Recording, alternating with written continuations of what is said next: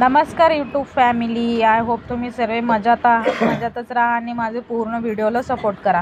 चला तर आज बनवणार आहे आपण हरभऱ्याची भाजी। हरभऱ्याच्या भाजीसाठी लागणारे साहित्य आणि मी सुकलेला हरभरा घेतलेला आहे, त्यासोबत शेंगाचं कूट, लसूण आणि हिरवी मिरची आणि थोडंसं तेल टाकले, कारण हरभऱ्याच्या भाजीला जास्त तेल लागत नाही आहे, त्यामुळे 2 चम्मच तेल टाकले आणि गरम करण्यासाठी ठेवलेला आहे। जर ओला असेल तर हरभरा भाजी खूप चांगलं होतं, जर सुका असेल तर त्याला पाण्यात भिजवून ठेवा 5 मिनिटासाठी, त्यानंतर तुम्ही फोडणी मारू शकता। त्याच्यामध्ये मी थोडं जिरं टाकले आणि लसूण आणि 5 मिनिटासाठी परतण्यासाठी ठेवलेलं आहे आणि त्यामध्येच मीठ टाका, कारण चव येणार तुम्हाला। त्यानंतर हिरव्या मिरचीचा ठेचा मी एकदम मिक्सरमध्ये बारीक केलेला आहे आणि तुम्ही लाल तिखट टाकलं तरी चालेल, नाही टाकलं तर मग म्हणजे हिरव्या मिरचीची भाजीमध्ये चांगलं लागणार भाजी। आणि हे भाजी जास्त करून भाकरीसोबत खातात, कारण हे गावाकडचे सुप्रसिद्ध भाजी आहे। आणि मी थोडंसं मीठ अगोदर पण टाकले, म्हणजे मिरचीमध्ये टाकलेले होते, त्यानंतर थोडं म्हणजे मसाल्यामध्ये पण टाकलेलं आहे। लाल होईपर्यंत परतून घेतले आणि ही भाजी आपण जास्तीत जास्त भाकरीसोबतच खातो, कारण याचा भाजीचा स्वाद वेगळाच असतो, म्हणजे मेथी शेपूसारखं नसतो हे भाजी। ज्यांना हे माहिती आहे त्यांनी कमेंट करून नक्की सांगा। आणि त्यानंतर मी भिजवलेली भाजी टाकत आहे आणि आता तुम्ही ज्यावेळी टाकणार त्यावेळी भाजीला एकदम मिक्स होणार नाही या, कारण ते सुकलेलं असल्यामुळे तसं होतं। जर ताजं भाजी असेल तर आपल्याला हे अडचण येणार नाही या।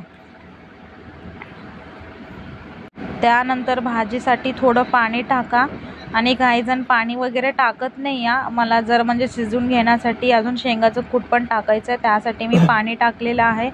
थोडंसं मारू शकता, नंतर तुम्ही थोडं घालू शकता, जास्त घालू नका, म्हणजे ते भाजीचं चव जाणार। मग शिजण्यासाठी ठेवले, त्यानंतर मी थोडं शेंगाचं कूट वगैरे टाकलं की भाजी व्यवस्थित होणार। बघा ह्याच्यासारखं पाणी सुटेल समजेल, त्यानंतर तुम्ही शेंगाचं कूट टाकू शकता, कारण ते भाजी आणि शेंगाचं कूट एकत्र होऊन जाईल। आणि तुम्ही नक्की ट्राय करू शकता आणि नक्की तुम्ही मला कळवा की भाजी कशी झाली, काय झाली। आणि हे आपण बाजरीच्या भाकरीसोबत किंवा ज्वारीच्या भाकरीसोबत पण खाऊ शकता आणि स्पेशली हे संक्रांतीच्या सणामध्ये जास्त करून हा भाजी येतो आणि म्हणून आणि ह्या भाजीमध्ये जास्तीत जास्त प्रोटीन्स पण असतात, म्हणजे खाण्यासाठी व्यवस्थित असतो। आणि ह्या भाजीमध्ये तुम्ही 2 किंवा 3 चम्मच शेंगाचे कूट टाकू शकता आणि त्यानंतर तुम्ही 5 मिनिटासाठी फक्त गॅसवर ठेवलं की भाजी रेडी आहे। आणि तुम्ही बघू शकता मी किती शेंगाचे कूट टाकले आणि नक्की सांगा, कारण हे भाजी आपण कधी ट्राय केलेलं आहे का नाही हे प्लीज कळवा।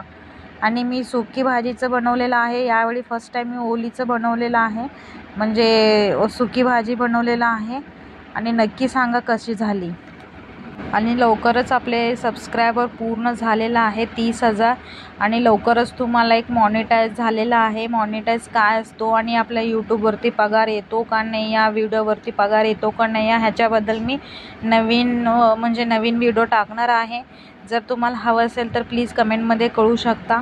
आणि खरंच आपल्याला यूट्यूबवरनं पैसे येत असतात, त्याच्यासाठी आपल्याला क्रायटेरिया असतो, ते पूर्ण केल्यानंतर आपल्याला महिन्याला पगार कसं येतो तसं यूट्यूबचा पगार येतो।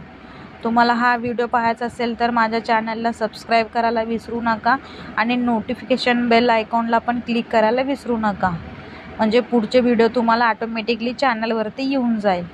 चला तर भाजी बघा रेडी आहे आणि आता आपण गरम भाजी आणि बाजरीच्या भाकरीसोबत तुम्ही हा भाजी खाऊ शकता आणि प्रत्येकांना हे आवडेलच। गरम असल्यामुळे खूप चांगलं लागणार आणि हे कडक भाकरी त्याच्या